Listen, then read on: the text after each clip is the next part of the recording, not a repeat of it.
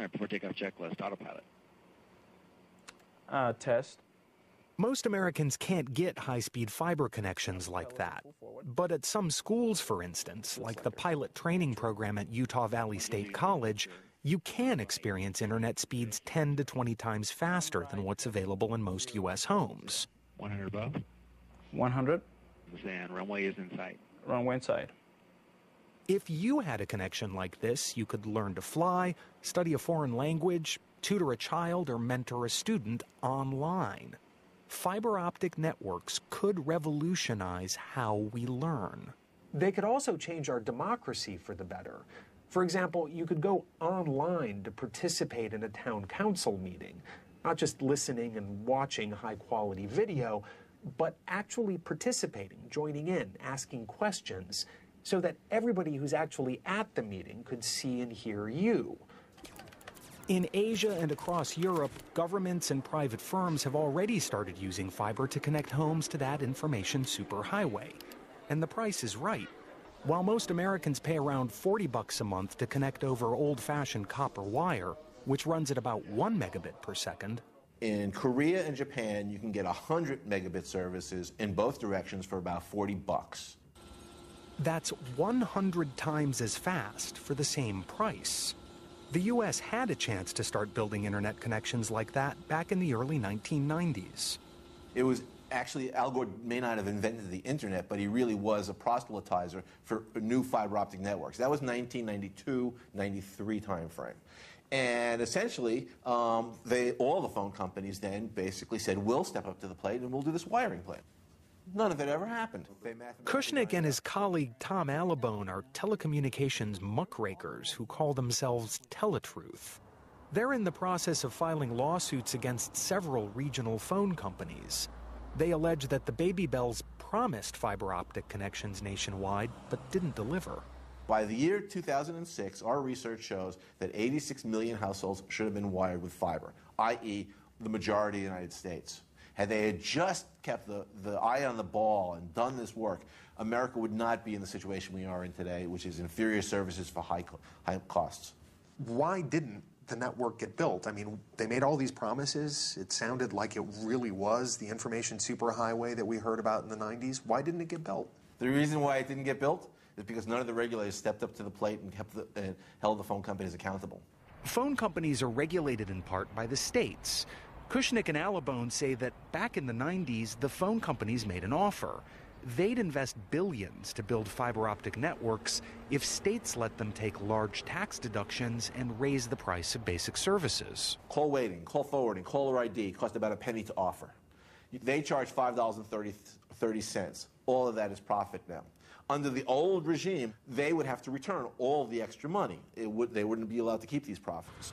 Under the old regulations, the phone companies were required to pour those profits back into their networks. In other words, to keep improving their infrastructure.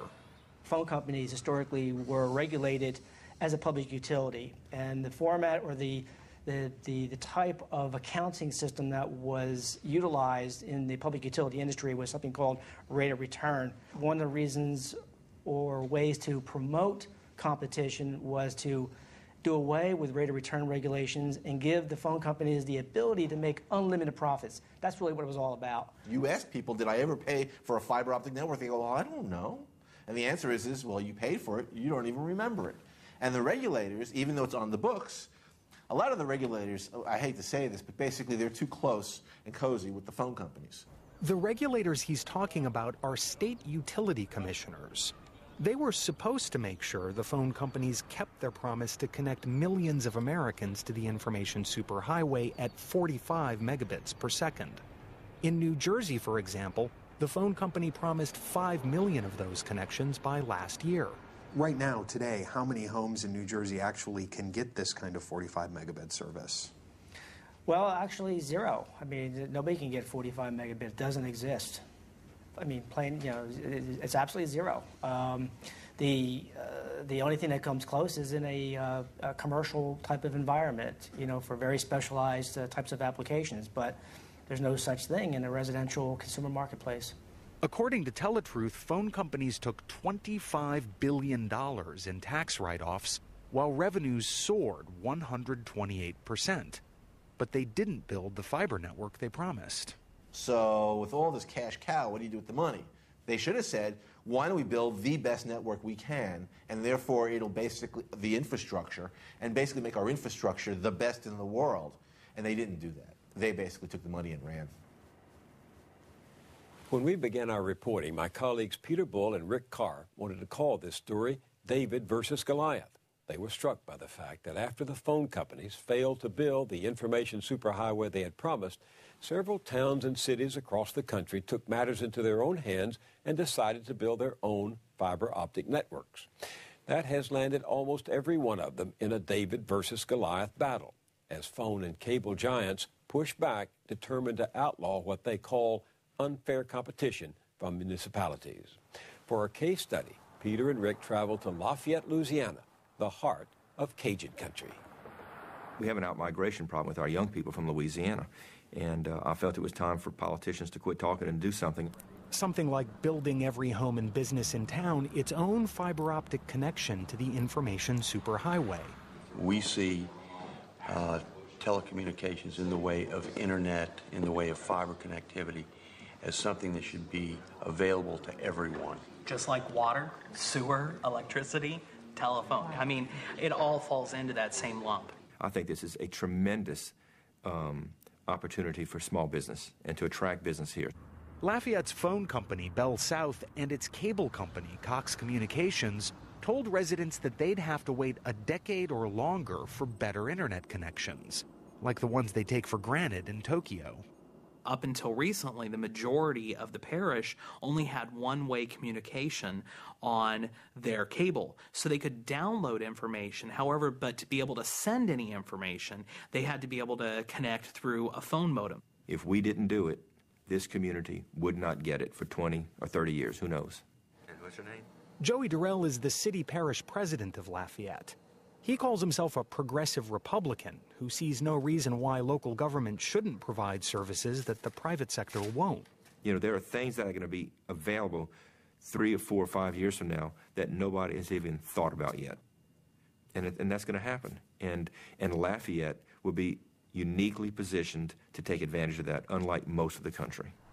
So what the city decided to do was build its own fiber network through its municipal power and water company, Lafayette Utility Systems, or LUS. Terry Huval is the utilities director. A lot of people think of the internet as being sort of the triumph of the marketplace, the triumph of entrepreneurship. Why would a public utility need to get involved with the internet? The community wanted to have competitive options for telephone and mainly cable television service. Cable television service drove us to even look at this because people were so dissatisfied with the cable TV company continually going up on their rates. When the city-owned utility started to build its own small fiber network, looping around town to link up its generators, substations, and offices, Huval had an aha moment. That's what created the vision of saying we can do something special for our community, for the people that own this utility system. He realized that LUS could extend the network to every home and business in town and provide better internet service at a lower price if the city could raise $125 million by selling bonds. We said, guys, come on. Some residents launched a grassroots campaign to support the community fiber plan.